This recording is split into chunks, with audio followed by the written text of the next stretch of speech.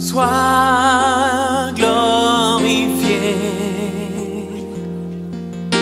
sois glorifié, sois glorifié, sois glorifié. Je suis content de voir. Moi, je te parle du monde. Mais il y a mon frère Bruno qui vient de la Côte d'Ivoire et je suis content de voir. Et il m'a dit, pasteur, je suis arrivé, dimanche tu me verras. Et il est là. Bon retour Bruno, tu nous as manqué. Bon, il y a Herman que je n'avais pas vu depuis quelque temps, mais il était là dimanche, c'est moi qui n'étais pas là. Voilà, bonjour. Bonjour Herman. Bon, Virginie aussi a manqué de dimanche, elle s'était excusée, je savais. Donc merci, voilà, je ne veux oublier personne. Merci beaucoup à vous tous. Il y a la soeur Nathalie qui est vraiment malade, je l'ai eu hier au téléphone. Bon, j'étais là quand le Seigneur m'a dit appelle Nathalie, appelle. J'ai dit mais pourquoi je l'appelle? Il m'a dit pasteur, je suis malade. Dit, voilà. Donc elle est vraiment encombrée, je crois qu'elle a une grippe. On se souvient d'elle dans nos prières. Voilà, merci beaucoup. Il y a la soeur Pauline aussi qui avait mal au pied qui est là. Je l'ai eu au téléphone aussi. Bon retour ma soeur. Merci au frère Hilarion qui a donné un coup de main ce matin pour aller les chercher à la gare. Voilà, que Dieu vous bénisse. Et puis moi j'étais à Évry comme je vous l'avais dit. Vous avez la salutation du pasteur Alépierre de toute l'église là-bas. Voilà, ça s'est très bien passé.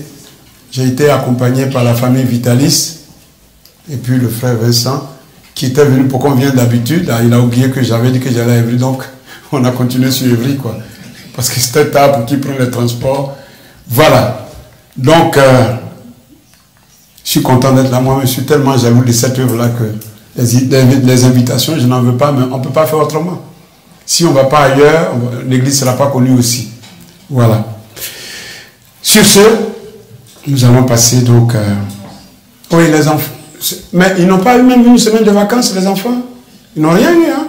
Tu veux aller, vous voulez aller, les enfants? Oui. Ah, bon, ben venez alors. Bon, venez. Même pas de vacances, ben venez, hein. On va prier. Ah, Lima voulait se reposer un peu, c'est ce que je vois, mais... Et puis la soeur Sharon, peut-être. Hein? Mais les enfants ils disent oui. Bon, on va obéir. Hein?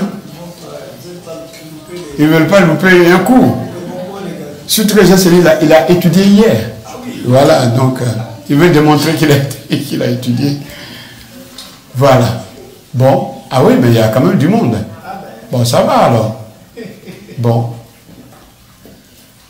Et lui, c'est ici, tu vas chez maman? C'est ici on vient. Bon, allez, on va prier alors. Voilà, Seigneur, nous te disons merci pour nos enfants. Merci pour ma fille Dima et ma fille Sharon qui s'en occupent. Seigneur, vraiment, continue de bénir elle-même pour qu'elle soit une bénédiction pour nos enfants. Seigneur, que vraiment par ton esprit, que ton esprit nous aide à les éduquer, parce que nous seuls, c'est compliqué. Qu'ils soient des modèles à l'école partout où ils seront, papa. Qu'ils ne soient jamais cités parmi les enfants d'immigrés qui ont échoué dans ce pays. Éternel mon Dieu, mais au contraire, ceux qui ont réussi et qui ont des modèles aux yeux de la France. Nous voulons te dire merci parce que ton sang les couvre, afin que toute œuvre de l'ennemi forgée contre eux soit sans effet, au nom de Jésus. Amen. Amen. Bon, le frère Mathieu aussi est rentré de Côte d'Ivoire, mais bon, il a travaillé à nuit. Il habite tellement loin que quand il n'est pas là, sa famille ne peut pas venir. Il y a Madeleine et France qui sont au Cameroun, je ne crois pas qu'ils soient rentrés. Il y a ma fille Yves-Rose qui ne se sent pas bien, on la soutient dans la prière. Amen. Voilà, tout ce qu'on ne voit pas, on prie pour eux. Allez, nous allons passer à la parole de Dieu. Voilà, donc Josué chapitre 5, versets 13 à 15. Je voudrais prévenir que dimanche prochain, c'est le frère Hilarion qui apporte la parole. Mais après, le Seigneur m'a mis à cœur de faire un enseignement sur le Saint-Esprit. Bon, on en avait parlé un peu là-bas à Villeneuve-le-Roi, pour ceux qui étaient là en 2017, mais on n'était pas allé au bout de l'étude. Donc, je voudrais reprendre, parce que vous tous, vous n'étiez pas là. Et puis, bon, aller un peu plus loin avec ça. Parce que c'est important qu'on sache un peu l'importance du Saint-Esprit. Je sais que vous le savez, mais c'est toujours bien d'en reparler pour que cela puisse nous motiver davantage. Amen. Voilà. Alors, donc ah ouais, ça sert à rien. Josué 5, 13 à 15. Comme Josué était près de Jéricho, il leva les yeux et regarda. Voici un homme se tenait debout devant lui, son épée nue dans la main. Il alla vers lui et lui dit, es-tu d'un autre ou de nos ennemis? Le chef de l'armée de l'Éternel, je suis le chef de l'armée de l'Éternel. J'ai sauté cette partie-là. Ah ouais, hein? D'accord, bon, je suis le chef de l'armée de l'Éternel, j'arrive maintenant. Josué tomba le visage contre terre, se prosterna et lui dit, qu'est-ce que mon Seigneur dit à son serviteur? Et le chef de l'armée de l'Éternel dit à Josué, ôte tes souliers de tes pieds, car le lieu sur lequel tu te tiens est saint. Et Josué fit ainsi. Amen. Nous voulons te bénir, Seigneur, pour ce message. Papa, je peux me cacher aux yeux de tout le monde, mais toi, tu me connais. Tu connais mes faiblesses, tu connais mes manquements parce que j'en ai. Et c'est pour ça que ton esprit m'est indispensable pour que je sois un instrument utile entre tes mains pour mes frères, pour mes soeurs et pour moi-même. Nous avons besoin de ta parole pour pouvoir grandir sans arrêt, Seigneur, et en attendant ton retour. Que l'ennemi qui voudrait arracher cette parole soit lié dans les lieux arides. Au nom puissant de Jésus. Amen. Franchement, j'ai vu le local d'Evry. Ils ont fait un beau local. Hein? J'ai dit, Seigneur, j'ai commencé à rêver en fait. Et je sais que Dieu va faire en sorte, quand on voit là où on a commencé et on est là, on n'a vraiment pas à se plaindre. Ouais. Et je sais que Dieu est en train de faire petit à petit. Et puis un jour, nous aussi, on aura le nôtre. Alors, en introduction, je donne un petit passage, c'est celui-là. Dans le titre de mon message, c'est « S'abaisser pour conquérir ». Et je donne un modèle d'abaissement qu'on doit suivre. Puis, ayant fait quelques pas en avant, il se jeta sur sa face et pria ainsi plutôt, « Mon Père, s'il est possible que cette coupe s'éloigne de moi, toutefois, non pas ce que je veux, mais ce que tu veux. » Ça, c'est vraiment le modèle d'abaissement que nous voyons. Donc, ce passage que je viens de lire nous rappelle l'heure fatidique de l'accomplissement de la mission pour laquelle Christ était venu sur terre. Il en était conscient et l'avait accepté très volontiers. Mais la pénibilité de cette mission-là va tout de même l'amener à négocier en quelque sorte, d'après les paroles qu'on vient de lire. Elle va même le pousser à proposer une solution moins douloureuse. Mais son sens de l'obéissance à celui qui l'a envoyé le contraindra finalement au respect de sa mission qui est de s'abaisser pour conquérir l'humanité. Alors, je voudrais rappeler que Gilgal, que nous venons de lire dans notre passage, a une signification particulière. Gilgal signifie rouler l'opprobre, c'est-à-dire rouler la honte, enlever la honte sur quelqu'un, dans un lieu. C'est ce que ça veut dire. Pourquoi ce nom est appelé comme ça? Pourquoi plutôt celui est appelé comme ça? En fait, quand le peuple d'Israël a fini avec le désert et qu'ils sont arrivés devant le Jourdain, ils devaient traverser le Jourdain. Mais ils n'avaient pas d'engin pour traverser le Jourdain. Ils n'avaient rien du tout. Alors Dieu dit à Moïse, dit au sacrificateur qu'il prenne l'arche et qu'il s'approche du Jourdain pour y mettre les pieds. Et quand les sacrificateurs portant l'arche sont arrivés au bord du Jourdain, qu'ils ont commencé à poser le pied, l'eau s'est desséchée exactement comme ce qui s'est passé avec la mer Rouge. Donc ils ont posé les pieds sur un sol sec, pendant que l'eau qui venait de l'amont tournait sur lui-même, comme ça s'est passé avec Moïse exactement. Alors le peuple est passé. Et quand le peuple est passé à sec, j'ai une image, c'est celle-là. On voit l'arche qui est portée là, et le peuple qui passe, ça c'est dans le Jourdain, où il passe, vous voyez le sol, les gens sont pieds nus, ils ne sont pas mouillés. Ils sont passés à sec, puis ils sont arrivés sur la terre ferme qui était celle de Canaan, où les enfants d'Israël furent circoncis, car ils n'étaient pas, parce qu'ils étaient tous nés au cours de la traversée du désert qui a duré 40 ans. En fait, Quand Moïse a fait cette alliance avec le Seigneur, avec l'Éternel, il y a plutôt Abraham, que pour que ce peuple lui appartienne, il faut qu'il soit circoncis, les mâles, pas les femmes, les mâles. Donc tout cela avait été en Égypte. Le problème c'est qu'en venant, à cause de leur désobéissance, tous ceux qui avaient été circoncis sont morts. Et ceux qui arrivent à Canaan, c'est ceux qui étaient nés en chemin. Donc ils n'avaient pas connu la circoncision. Alors qu'elle était obligatoire, parce que c'est ça qui les liait à Dieu. Donc les Hébreux ne pouvaient pas donc fouler Canaan sans la marque de cette alliance de l'Éternel. Aujourd'hui, nous aussi, mes bien-aimés, nous sommes les enfants de l'Éternel et avons l'obligation à cette alliance-là. Si nous voulons bien sûr être enfants, personne ne nous y oblige. À l'époque dont il est question ici, n'étaient concernés que les hommes. Mais pour ce qui nous concerne aujourd'hui, la circoncision inclut aussi les femmes. Il n'y a pas que les hommes. En revanche, la nôtre, c'est celle dont il est question ici. Ce n'est pas ce que les musulmans font. Non, le vrai juif, ce n'est pas celui qui se conduit extérieurement comme un juif. Et la vraie circoncision, ce n'est pas la marque faite sur le corps. C'est quoi alors? Le vrai juif, c'est celui qui est juif au-dedans. Et la vraie circoncision, c'est celle du cœur. Elle vient de l'esprit et de Dieu plutôt, et non de la loi écrite. Donc nous, notre circoncision que Dieu veut, nous qui avons quitté le monde et qui avons posé pied à Canaan, notre circoncision, c'est le cœur que Dieu veut circoncire. Parce que nous entrons dans une nouvelle vie et la condition pour appartenir à cette vie, c'est avoir le cœur circoncis. Ça veut dire quoi? Ça veut dire laisser les choses du monde. Ça veut dire laisser notre façon de penser. Ça veut dire de laisser notre façon de voir, mais d'adopter ce que Dieu veut, la façon de voir de Dieu.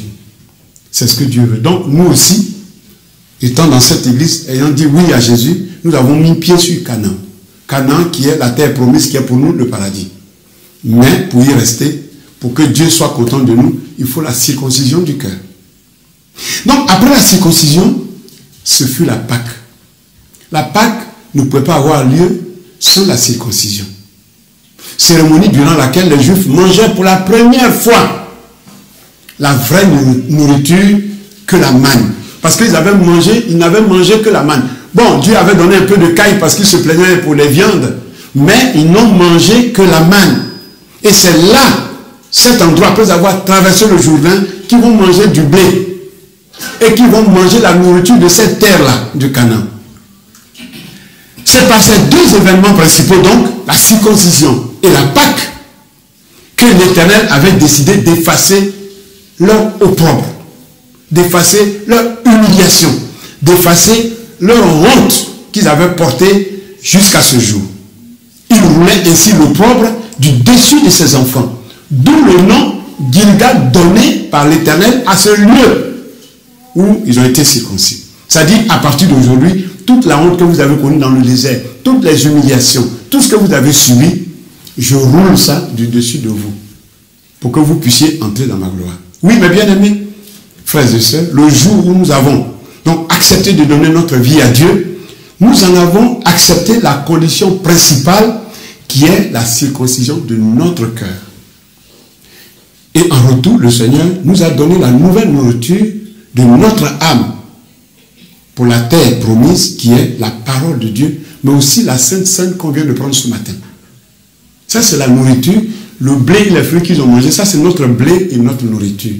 Quand nous avons accepté de poser pied à Canaan. C'est pourquoi j'encourage ceux qui ne sont pas baptisés. J'ai dit qu'on ne passe plus ici pour faire de publicité. Ceux qui le souhaitent, ils veulent nous voir. Je sais qu'il y a ma fille Tiffany qui sa mère m'en a parlé. Je suis content qu'une fille de son âge veuille souhaiter le baptême. Parce que quand elle a lu la parole, elle dit ceux qui ne sont pas baptisés seront perdus. Elle a proposé de se faire baptiser. Et quand on a des enfants qui ont la crainte de l'Éternel, c'est une bénédiction. Alors Tiffany, on va s'occuper de ton cas. Ok? Aujourd'hui, on a un conseil pastoral, on en parlera. Donc, en En retour, Dieu nous donne sa parole. C'est par ces éléments, notre Dieu a voulu ainsi l'opprobre, l'humiliation et la honte que l'ennemi avait programmé sur notre vie. L'ennemi nous avait programmé l'humiliation. Ouais. En fait, moi, je ne vais pas toujours parler de moi, mais chacun a vécu des choses humiliantes dans sa vie avant d'avoir connu Dieu. Et les hommes se moquent. Qu'est-ce qu'ils pensaient devenir? Voilà, nous on l'a cloué, il ne va pas bouger. Mais Dieu nous a sortis de là. Et Dieu a effacé notre honte. Aujourd'hui, nous marchons la tête haute. Parce que celui qui nous protège est plus fort. Tout simplement. Dieu a effacé notre humiliation. Ouais. Moi, je me rappelle quand en troisième, j'ai arrêté. J'étais premier de ma classe, premier ou deuxième, jusqu'à 4. Je ne sais pas pour me vanter, mais je vous dis la vérité. Bon, Dogo est là, il est témoin. Mais en troisième, quand mon oncle a demandé, il m'a pris des objets, je suis parti. Mon nom, il le connaît, mais il voulait l'entendre de ma bouche. Quand j'ai dit, mais tu connais mon nom, c'est Didi Bourdon, qui dit, ah d'accord. C'était terminé. Quand je suis parti à l'école. Déjà, quand on faisait un devoir commun, le premier devoir commun en histoire, j'ai eu 0. Est-ce que ça c'est possible? 0. Et tous mes cahiers ont dit, bon, déposez vos cahiers sur l'estrade pour ne pas tricher. Et je finissais le premier. J'étais tellement pressé. Quand je sors, je vais à la note 0. Le professeur dit, comment c'est possible d'avoir 0 en histoire? Je lui dis, tu as été la deuxième annuellement en 4e. Et quand je me rappelais que j'avais laissé mon cahier, je venais disparaître. Et en janvier, mes yeux ont commencé à couler des larmes. Je ne voyais plus rien. J'ai arrêté l'école en janvier. Je suis allé passer le brevet de la maison. Et les gens rigolaient. Moi qui étais censé avoir une bonne orientation, je me suis trouvé dans un lycée technique de BP comptabilité. Qu'est-ce que tu peux faire avec un diplôme de BP comptabilité? De toute façon, je ne me souviens même pas de ce que j'ai appris là-bas. Eh bien, ça, c'est l'humiliation. Ça, c'est l'humiliation. Qu'est-ce qu'il pensait devenir? Mais bien aimé, Dieu a effacé ma honte. Tout récemment, j'ai croisé un ami qui, lui, était dans les 10 premiers dans le temps et qui a fini premier. Ça dit, lui, il allait en progressant. Il est devenu ingénieur. Il était venu ici en France. On s'est vu. Pour ceux qui connaissent la Côte d'Ivoire, c'est le frère Ablé Goudé. Ingénieur. Et moi, j'étais agent de sécurité. Ouais, quand il est venu me voir, il dit, tu fais quoi? J'ai dit, agent de sécurité. Il dit, quoi? Eh bien, c'est ce que je fais. Mes frères, le frère, il est rentré. Il est rentré quoi? En juillet 2017. On s'est eu, je ne sais pas, courant mars 2020. Je n'avais plus ses nouvelles. Je dis, ben lui, il aime toujours qu'on l'appelle. Comme il est ingénieur, je suis agent de sécurité. Donc moi, je ne l'appelle pas. Et j'attends. En décembre, je dis, bon, Didi, tu es quand même un chrétien. Donc, il ne faut pas... Alors, j'appelle le 30e. Et j'ai le téléphone qui décroche, c'est sa femme. Il dit, Blé Guigui est mort, ça fait 2 ans. Et ça fait 3 mois. J'ai dit, quoi? Qu'est-ce qu'il a eu? Il dit, ils l'ont tué. Il est mort. Il est mort avec tous ses diplômes. Mais bien aimé, se donner à Dieu, c'est bon. Ça ne veut pas dire qu'on ne va pas mourir. Au moins, quand on meurt, on sait où l'âme s'en va. C'est pour ça que ce que nous faisons comme ça, il ne faut pas qu'on croie que c'est une perte de temps. Non. Avec Dieu, on ne perd jamais son temps. Donc Dieu a voulu cette honte-là du dessus de nous. Hein? Mais ce qui est merveilleux, c'est le fait que lorsque Dieu roule loin de nous quelque chose, c'est toujours pour créer de la place pour autre chose. Et j'ai donné une petite vidéo qui ne veut pas dire grand-chose. Mais on voit quand il va rouler l'herbe, c'est pour faire de la place, pour semer. Et j'ai donc mis ce truc-là, je l'ai mis comme ça. C'est rien du tout, mais souvent l'image nous amène à réfléchir un peu. Voilà, il y a de l'herbe sur là. Là, quand il y a l'herbe, on ne peut rien faire. Mais lui, il va passer, il va couper cette herbe. Il va la rouler. Mais au fur et à mesure qu'il la roule, il fait de la place pour faire autre chose.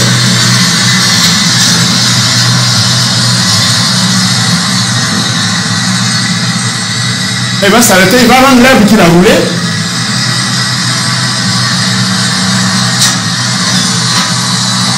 Voilà. Et là, il vient ici stop. Il vient ainsi de rouler et de faire de la place. Souvent, quand on perd quelque chose, on se lamente. Mais ça peut être Dieu qui roule ça pour nous donner autre chose. Parce que s'il n'y a pas de la place, on ne peut rien s'aimer. À partir du moment où il a roulé l'air, tu veux te construire une maison. Si tu veux, tu plantes. Et Dieu le fait souvent pour faire de la place. Oui, c'est toujours difficile. J'ai eu une sœur récemment, bon, qui avait un bon travail. Et puis, elle a changé, elle a eu mieux encore. Elle m'appelait, elle dit, pasteur, là, elle voulait de me rendre le témoignage. Et le lendemain, elle m'appelle, elle dit, je suis viré de mon travail. J'ai dit, essuie tes larmes, Dieu va te donner mieux, t'inquiète pas. Tu vas le voir. Et je suis convaincu, puisque Dieu me l'a dit, elle aura quelque chose de mieux que ce qu'elle a perdu. Donc souvent, c'est difficile de perdre des choses, mais si Dieu ne roule pas ce qui est ancien, il ne peut pas s'aimer quelque chose de nouveau. Mais attention, les temps de bénédiction peuvent aussi être précédés et suivis même par des temps d'épreuve. Beaucoup l'ont expérimenté de la vie et Josué l'expérimenta à ses dépens lorsqu'il arriva à Jéricho, première ville de la terre à conquérir. Cependant, l'homme de Dieu va démontrer quoi? Il va démontrer sa détermination. Nous avons un verset qui le dit. Comme Josué était près de Jéricho, il leva les yeux et le regarda. Il est maintenant confronté à la grande mission à laquelle il a consacré toute sa vie. Tandis qu'il était debout près de ce mur de Jéricho. Or, rappelons-nous que qui parle de Jéricho parle de mur, parle d'obstacles pour exploiter. Ils sont sur un bout de Canaan, mais ils doivent exploiter l'entièreté de Canaan. Et là, Jéricho est un obstacle.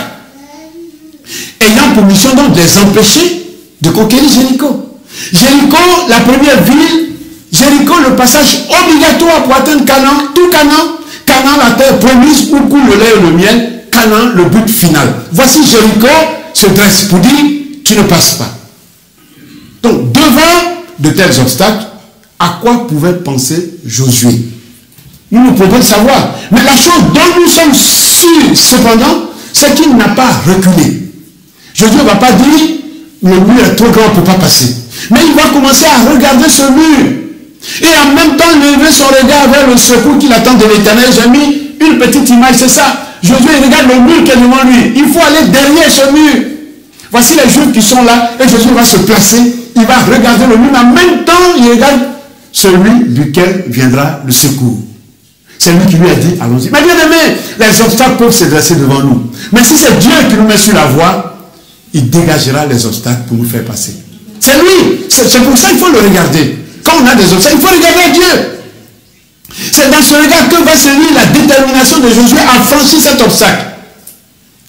Tant que nous serons sur la terre des hommes, nous ne manquerons pas de vivre ce genre de moment où les choses nous semblent impossibles. Des moments où tout peut nous être favorable quelquefois, mais aussi d'autres circonstances où tout peut nous être défavorable. Ouais, c'est des choses qui arrivent. Des situations semblables à des murs infranchissables peuvent donc se dresser devant nous. Mais dans ces moments, faisons comme Josué, mes bien-aimés. Ne pas avoir peur et surtout, regarder au Seigneur. Surtout, regarder au Seigneur de qui nous pouvons obtenir un secours. C'est le seul. Il y a des choses qu'on peut arranger de nous-mêmes, mais il y a des obstacles, il n'y a que Dieu seul qui peut les dégager. Il peut nous arriver d'être devant des difficultés tellement grandes qu'elles peuvent être semblables à la traversée du Jourdain et l'atteinte de la ville de Gilgal. Ces difficultés peuvent aussi être celles que nous rencontrons dans le service du Seigneur. Il n'y a pas que la vie tout court. Parce que donner de son temps dans ce pays où tout le temps où le temps nous manque entre le travail, la famille et tout le reste. Le pasteur Philippe disait, ici vous ne marchez pas, vous courez. Oui, nous courons ici. Donner de son argent dans ces moments où tout est devenu extrêmement cher. La bouteille d'huile de tournesol qui était à 1,20 € aujourd'hui à 3 € et quelques, mes bien-aimés. Les salaires n'ont pas bougé. Quand il parle ils vont augmenter 6%. 6% sur un salaire. C'est rien du tout par rapport à ce que nous vivons aujourd'hui. Malgré ça, apporter dans la maison de Dieu, c'est une épreuve extrêmement pénible. Mais je vois sur le compte de l'Église les efforts que vous faites. Je vois ceux même qui ne donnent pas sur le compte, mais Dieu voit ce que vous apportez malgré vos difficultés. Les salaires ne suffisent plus. Continuez sans relâche à servir notre Dieu, malgré tous ces aléas de la vie, ressemble fort à la traversée du Jourdain et l'atteinte des Gilgal. Là où notre opprobre doit être roulé. Gilgal, le lieu de la circoncision, donc de l'humiliation, mais aussi Gilgal, le lieu de repos. Gilgal, le lieu de liberté, qui est pour nous ce qu'on appelle le paradis. Gilgal, le lieu de la nouvelle nourriture. Gilgal, le lieu du sacrifice, la Pâque. Donc Gilgal, le lieu du très bon souvenir du moment festif, quand même, parce qu'il y a eu la Pâque. Mais étant à Gilgal, mes bien-aimés, attention de ne pas oublier l'ultime but, qui est la conquête de l'entièreté du Canaan. Oui, on est en train de manger du blé, la manne c'est terminé. Maintenant on mange même des fruits, de la nouvelle terre. C'est bien. Mais il ne faut pas se contenter de ce lieu. Il faut penser toujours, avoir toujours le regard vers le but final, qui est Canaan. Pour nous, Canaan, c'est ce qu'on appelle le paradis, c'est-à-dire ce qu'on appelle le salut éternel, auprès de l'Éternel. Que faire devant ce mur gigantesque? Devons-nous reculer devant les difficultés que le diable mettra en face de nous, afin de nous empêcher d'entrer dans le service de Dieu et dans les bénédictions de celui qui nous a appelés? Je ne le crois pas. Quelquefois, la tentation est là, mais il ne faut surtout pas. Il nous faut au contraire faire comme Josué, qui n'a pas fui devant Jéricho, mais au contraire qui a fait appel à par ses regards plutôt à celui qui venait de baptiser avec le peuple hébreu par la circoncision, c'est-à-dire l'Éternel lui-même. C'est la raison pour laquelle, devant les difficultés que certains d'entre nous peuvent traverser dans leur marche avec le Seigneur, il faut lever les yeux et regarder vers les montagnes d'où nous viendra le secours, comme dit cette parole. Je lève les yeux vers les montagnes d'où me viendra le secours. Le secours me vient de qui? De l'Éternel, qui a fait quoi? Les cieux et la terre. C'est-à-dire la terre sur laquelle nous vivons, où le diable quelquefois nous embête, le propriétaire c'est Dieu. Donc si nous l'appelons secours, le Dieu d'Israël peut nous secourir. Quelquefois, c'est vrai que devant des situations, on peut paniquer et on oublie ça. Mais toujours passer par là avant d'aller ailleurs. Parce que Dieu peut vous inspirer, Dieu peut vous conduire dans la recherche de la solution. Quelquefois on dit, j'ai senti dans mon cœur, ça peut être l'Esprit qui vous a parlé à ce moment-là. Amen. Donc Josué, lui il attendait son secours. Il regardait le mur et Josué était confiant que ça allait passer, mais il va se passer quelque chose. Josué va être interrompu brusquement. Il y a un verset qui le dit, c'est celui-là. Voici un homme se tenait devant lui, son épée nue à la main. Qu'est-ce qui se passe encore? J'ai donné une image. Voici ce qui va se passer. Josué est là, pendant qu'il regarde le mur, il ne voit plus le mur. Entre lui et le mur, il y a cet homme qui apparaît, avec une épée nue à la main. Je dis, mais qu'est-ce qui se passe? Parce que Jéricho, les soldats sont derrière le mur. Mais d'où vient celui-là qui apparaît brusquement devant moi? Donc ce fut une autre période cruciale dans la vie de Josué. Mais bien aimé, de tels instants apparaissent sous une forme merveilleuse, quelquefois comme celle que Jacob a connue. Jacob a connu la même chose. Jacob demeura seul. Alors un homme lutta avec lui jusqu'au lever de l'aurore.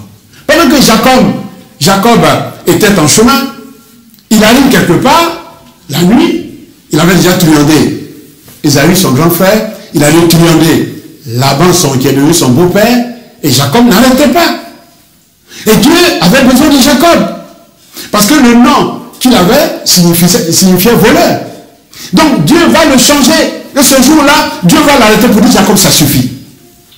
Tu es trop truand, on fait tout pour te sortir, mais tu es toujours dedans. Alors Dieu va se battre avec lui jusqu'à lui emboîter la hanche pour qu'il le délivre de ce qu'il était, afin qu'il devienne un Dieu. Oui, mais bien aimé, Dieu prend les choses faibles du monde pour confondre les sages. Si nous, on est devant vous là, c'est pas parce qu'on était meilleur. Nous étions parmi les pires. Et Dieu nous a pris, quand les gens nous voient, ils disent, toi Didi pasteur. Oh, les gens rigolent. Toi Didi pasteur. Ouais, c'est comme ça que Dieu fait les choses. Mais pour le faire, il faut qu'il te déboîte un peu. Pour que tu arrêtes, si tu volais, que tu arrêtes de voler. Si tu mentais, que tu arrêtes de mentir. Il ne te prend pas faible pour que tu restes faible. Il te prend faible, il te transforme et il confond ceux qui te considèrent comme faible. Et c'est ce qu'il va faire avec Jacob. Ça, c'était un bon moment. Mais aussi, sous une forme, c'est la mauvaise, comme celle de Balaam, par exemple. Le matin, Balak prit Balaam et le fit monter à Bamoth-Bal, d'où Balaam vit une partie du peuple. Ce monsieur-là, Balak a appris que les Juifs sont en train de venir. Ils ont quitté l'Égypte. D'abord, la mer rouge s'est ouverte. Et tous les peuples devant, ils passaient, il les anéantissait. Alors, il a appris que Balaam, qui est lui, prophète de l'Éternel, c'est lui qui, quand il maudissait, les gens étaient maudits. Alors, il va chercher le serviteur de l'Éternel pour bien maudire le peuple de l'Éternel. En échange de récompenses. Il va lui donner la gloire. Il va lui donner... C'est pourquoi je dis toujours, on ne vient pas servir Dieu pour avoir de la gloire. J'en parlais la fois derrière le frère Hilarion. On ne vient pas servir Dieu. Moi, je ne prêche pas la pauvreté. Moi, Ernest travaille. Si Ernest n'avait pas sa société, Kyria n'existait pas. Parce que quand on a commencé, on a eu des difficultés qui n'avaient pas de nom. Il a fallu qu'il mette la main à la poche. Au début, on n'avait rien du tout pour qu'on soit là. Donc, comment moi, je peux être contre des gens qui créent des sociétés qui s'enrichissent? Moi, je veux des riches ici. Oui, pourquoi on achète notre local?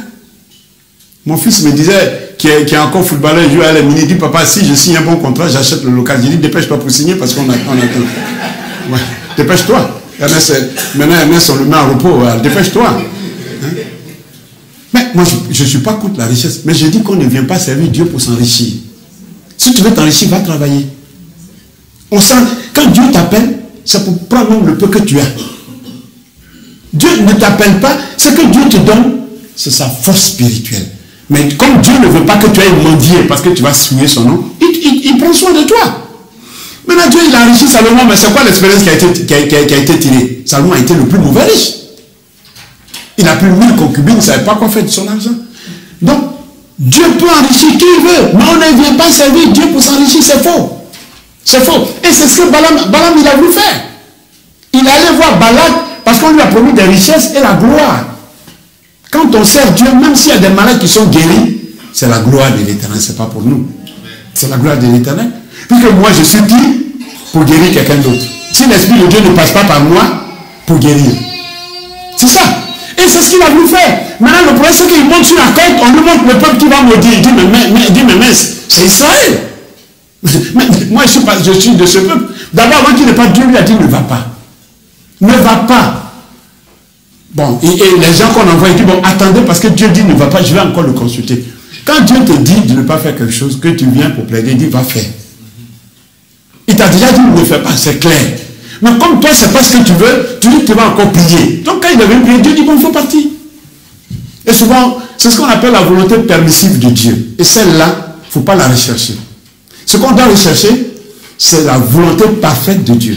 Bon, quelquefois, on a du mal à l'apercevoir. Mais c'est celle-là qu'il faut rechercher. Parce que dans la permissive, il y a toujours des problèmes. Et lui, il va avoir des problèmes. Même quand il partait, on a mis l'âne devant son chemin pour pas qu'il parte. Mais il a commencé à frapper l'âne. L'âne lui dit, mais tu ne vois pas qu'il y a un mur?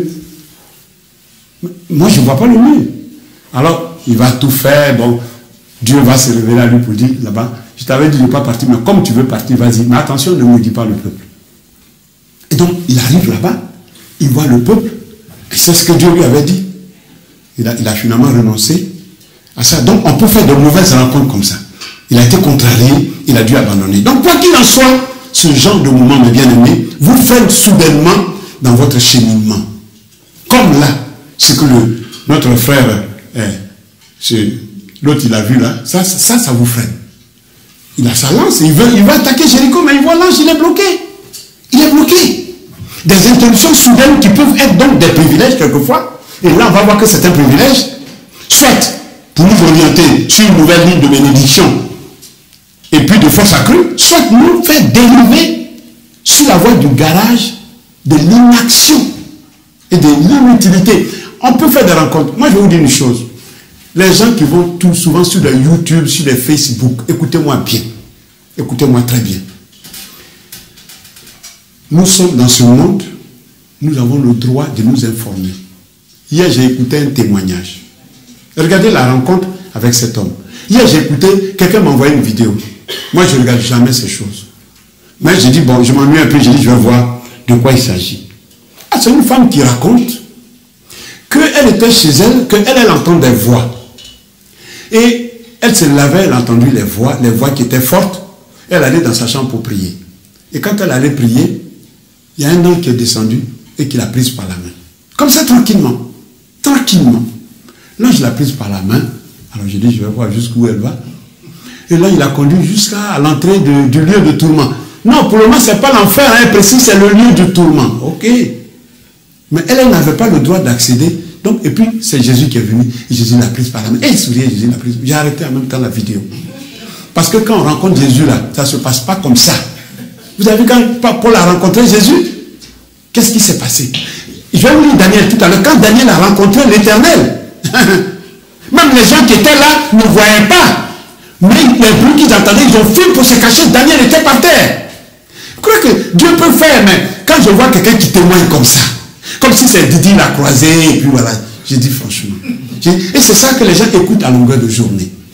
Ça peut vous dévier même de la foi. Ces gens ne cherchent que des vues pour gagner de l'argent. Et vous leur donnez de l'argent. Mais en même temps, ils vous pourrissent les pensées. Amen. Il faut faire attention. C'est pourquoi, ce que je nous souhaite ardemment, c'est de ne jamais rencontrer notre Seigneur en étant dans une mauvaise posture par rapport à son œuvre. Veillons sur notre vie. Là, Josué n'a pas vraiment de crainte à avoir parce qu'il est dans la volonté de Dieu. Mais quand tu n'es pas dans la volonté de Dieu, ça va être très compliqué. Donc Josué va l'interroger. L'interrogation de Josué, c'est celle-là. Voilà, et j'ai un verset. Il alla vers lui et lui dit, es-tu des nôtres ou de nos ennemis? Alors, je précise, moi, s'il n'y a pas Internet et tout ça, je ne peux pas faire tout ça. Donc, l'Internet, ce n'est pas une mauvaise chose. Je vais être équilibré. Mais il faut savoir prendre ce qui est bon et laisser ce qui est mauvais. Mais sans Internet, on ne peut rien faire aujourd'hui. Donc, ce n'est pas ce que je dis, mais l'Esprit de Dieu qui est en nous, nous amène à sélectionner ce qui est bon et à jeter ce qui est faux. Amen. Sinon, pendant qu'on dit on est chrétien, on est sorti du monde, en fait, notre corps est dans la maison, mais la tête est dans le monde. Donc, on n'est pas sorti du monde. Parce qu'on risque de diriger sa famille et son foyer avec ces choses-là. On risque de conduire notre vie avec ces choses-là. La Bible dit sortez du monde. Alors, on ne va plus dans les boîtes de nuit, on ne va plus dans les réunions du village, mais les réunions du village, les boîtes de nuit, nous tous dans la maison. Et ça, il faut faire attention. Parce que l'Esprit de Dieu s'éloigne de vous. Amen. Donc, je n'ai pas dit de ne pas regarder Internet ou réseaux sociaux. Il faut savoir sélectionner. Amen. Amen. Voilà. Oui. Ah. C'est plutôt verset 13. Ouais, j'ai rien dit. Hein? C'est le verset 13. Oui. C'est pas le verset 5. C'est le chapitre 5. C'est le verset 13. Ah, j'ai dit quoi?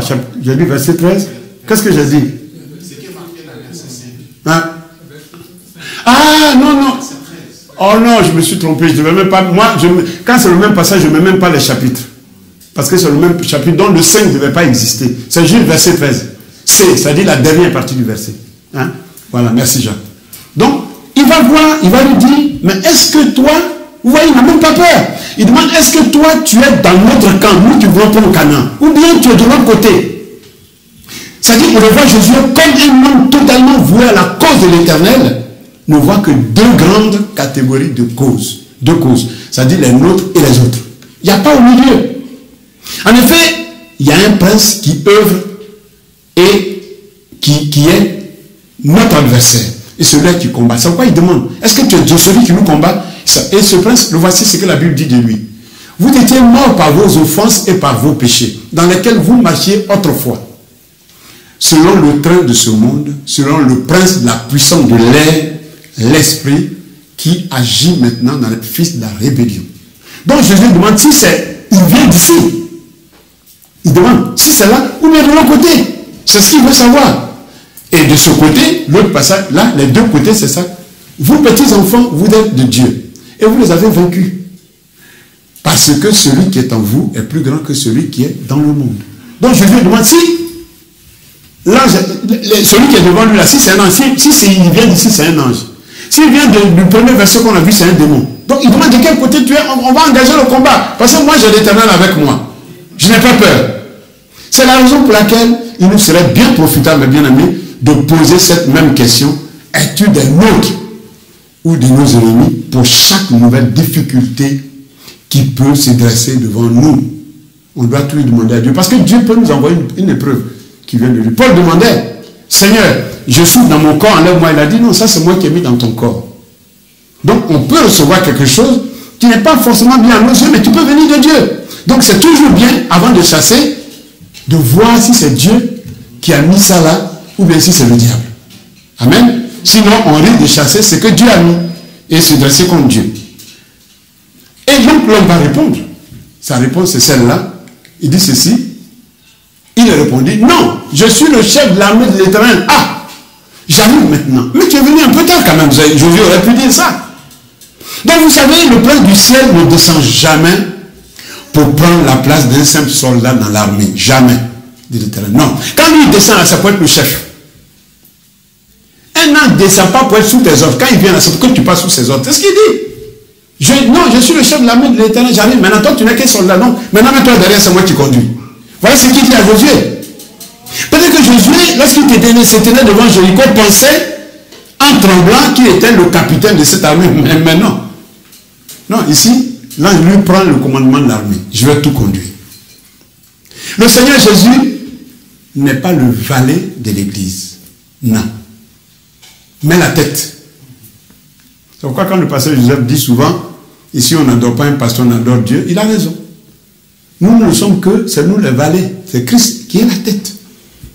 Donc c'est bien que nous nous rappelons toujours de cette leçon essentielle afin d'accepter, de donner au Seigneur Jésus toute sa vraie place dans l'église. Ouais. C'est pourquoi vous ne verrez jamais de sièges avec, qui sont différents de vôtres, avec des accoudoirs où on est assis comme des... Jamais vous ne verrez ça à Kyria. Franchement. Le jour que je fais ça, c'est que je suis devenu fou. Il faut m'exhorter. Venez me voir. Parce qu'on peut se perdre. Voilà. Ce n'est pas la chaise qui pose un problème. Mais je trouve que ceux qui payent l'argent pour qu'on paye le local, et moi, on doit être assis sur la même chaise. C'est juste ça.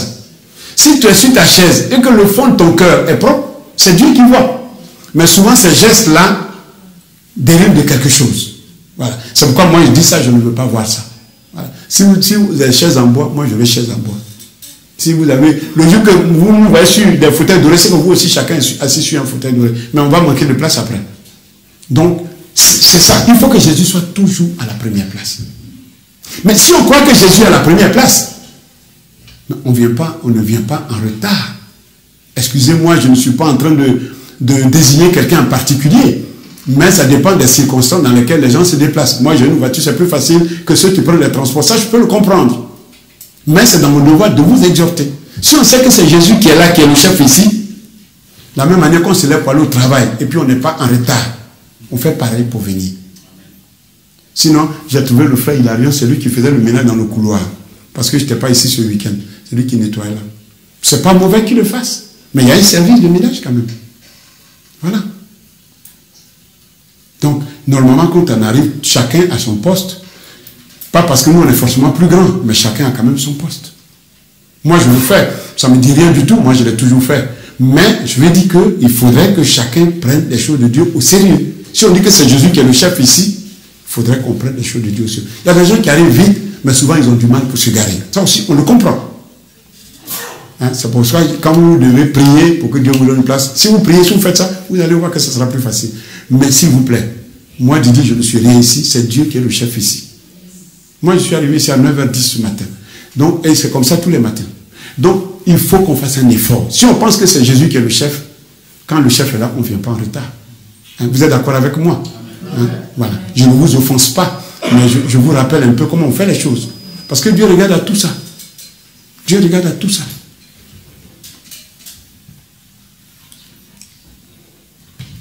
Alors, Josué, quand il va voir que c'était le chef, il va faire quelque chose, il va adorer le chef. Voilà ce qu'il dit. Josué tomba visage contre terre et se prosterna. Oula, c'est un ange, c'est pas un démon. Tout de suite, il s'incline. Cette attitude d'abaissement exprime une entière soumission. C'est-à-dire, Josué dit, effectivement, si c'est le chef de l'armée, je m'incline. Une volonté déterminée donc de prendre la place que lui réserve le capitaine du salut. C'est-à-dire, maintenant, Josué, tu passes derrière, c'est moi qui prends les devants. En effet, quiconque a les yeux ouverts, comme Josué, devant les difficultés, devant les circonstances de la vie, le ferait à l'approche de multiples difficultés semblables à des murailles. Ça dit quand il y a des problèmes, toujours adoration. Seigneur, tu es Dieu. Tu es le Dieu des cieux et de la terre. Si ça m'arrive, moi je ne vois rien dedans, mais toi tu vois toutes choses. C'est toi qui sais pourquoi lui il est là. Et c'est toi qui sais l'obstacle. Même moi je vois un homme qui m'insulte, qui me manque de respect, mais derrière, quel est l'esprit qui est là? En se prosternant. Parce que Dieu aime ça. Quand on se met dans cette attitude-là, même si on ne s'agenouille pas forcément, même si au fond de nous, il y a vraiment cette vénération, Dieu ne manquera jamais de se révéler à nous. Il va toujours le faire comme Jésus l'a fait. Donc devant ce genre de difficultés souvent insurmontables, il faut prendre cette attitude-là. Dieu aime qu'on l'adore. Même dans les difficultés, on peut pleurer. Ouais, on peut pleurer.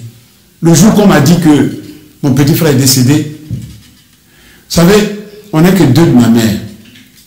Et je suis parti de la Côte d'Ivoire en 1992. Il était au CAFOP. Le CAFOP, c'est un peu le centre de formation où on forme les instituteurs. Donc, il est parti. Et après, moi, Dieu m'avait convaincu de quitter la Côte d'Ivoire. Donc, il était censé revenir en vacances chez moi. Et je suis parti. Depuis 1992, je ne l'ai plus jamais revu. Parce que j'ai fait 10 ans sans papier dans ce pays. Après, quand tu as les papiers, les enfants sont devenus nombreux, les dettes sont là. Après, les choses, il faut voir ce qui est plus urgent. Et je pensais toujours aller le voir. Et il est décédé dans ces circonstances. J'ai eu vraiment mal. J'ai eu vraiment mal. J'ai coulé une larme, j'ai essuyé.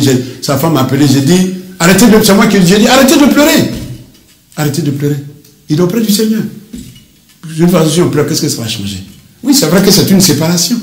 Donc il y a des moments comme ça qui nous dépassent. Ma mère est morte dans les mêmes circonstances.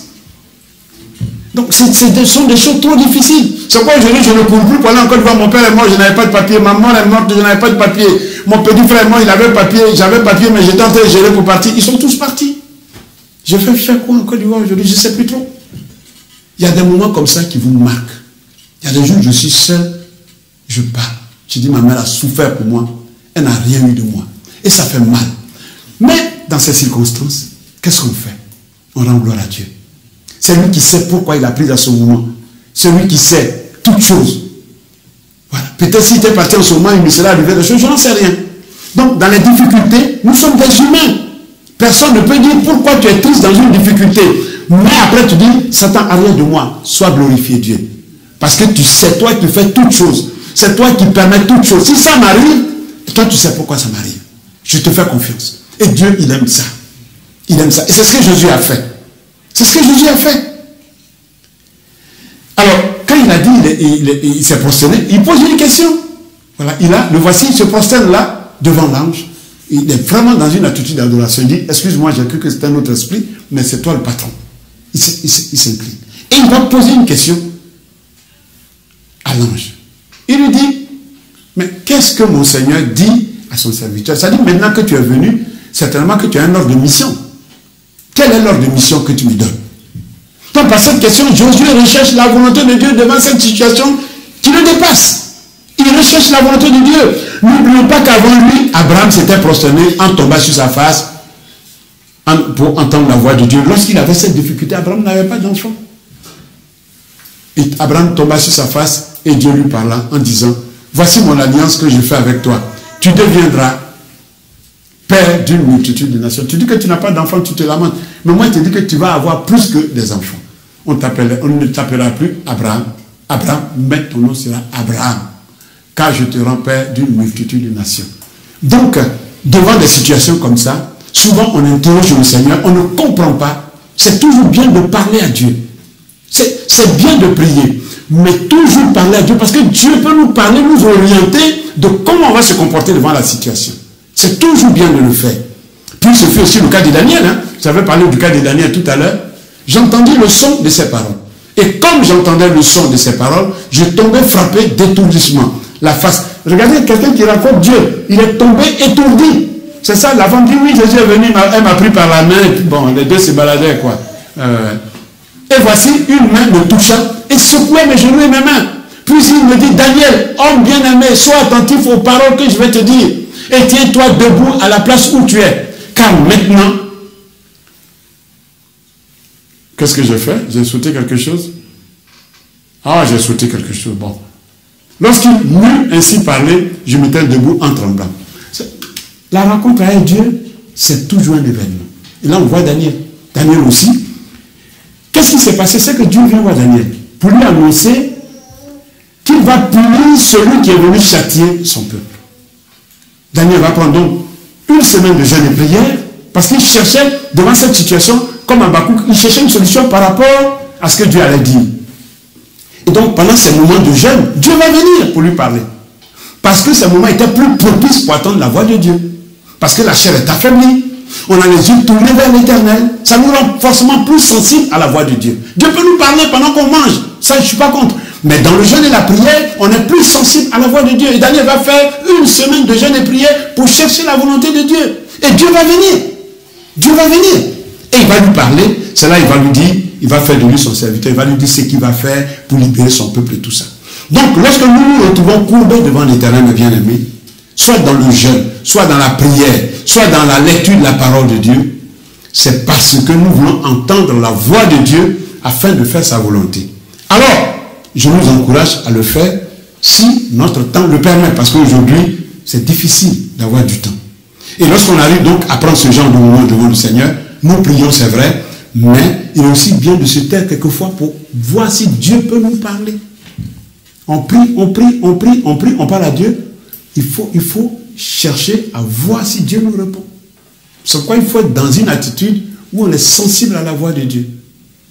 Donc c'est ça, ce qui pourrait donc nous aider à comprendre la volonté de Dieu. Alors, après la volonté de Dieu, voici ce qui va se passer.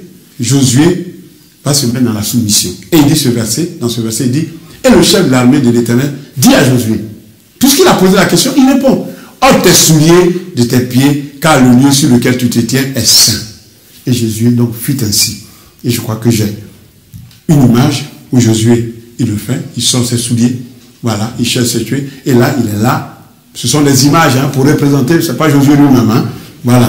Donc, il va enlever là, il va dire, j'ai enlevé mes chaussures, maintenant, qu'est-ce que tu veux que je fasse?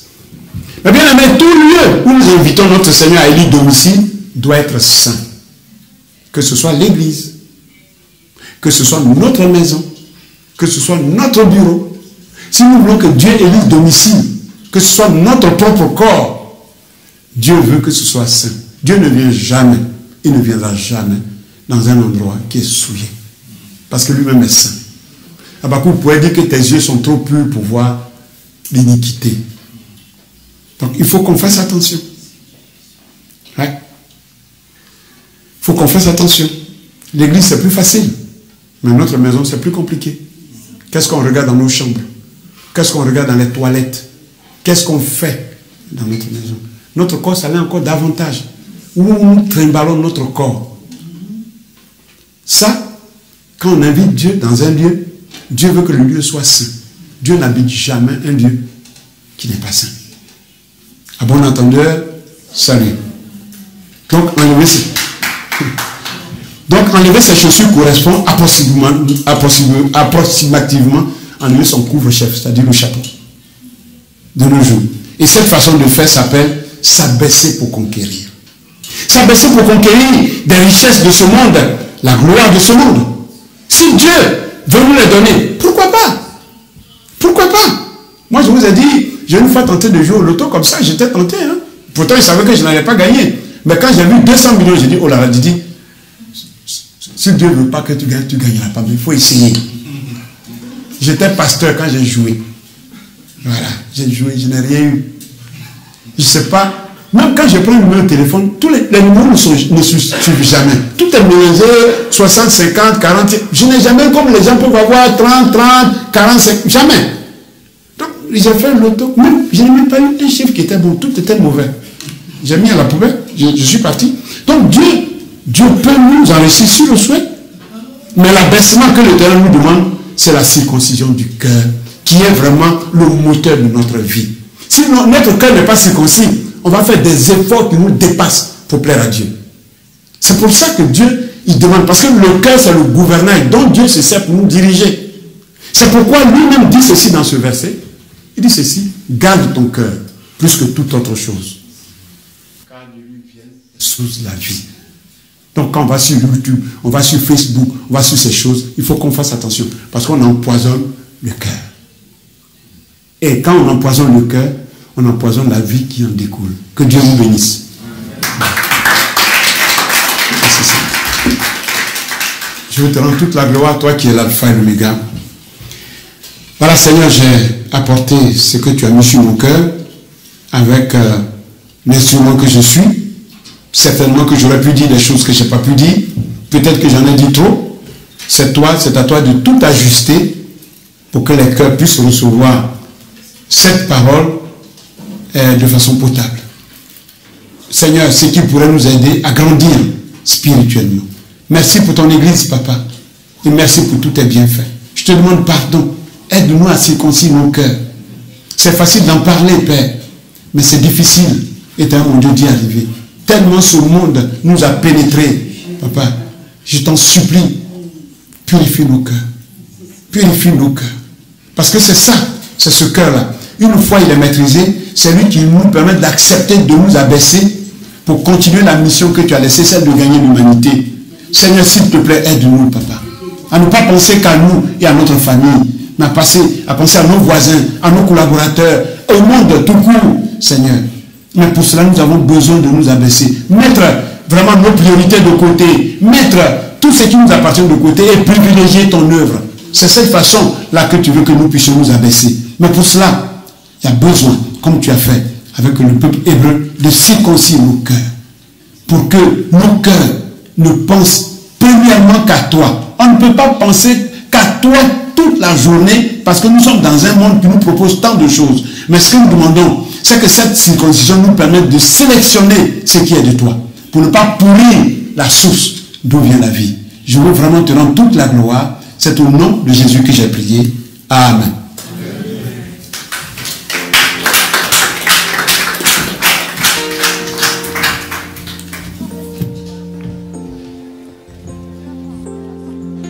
Sois glorifié. Sois glorifié. Sois glorifié. Sois glorifié. Sois glorifié. Sois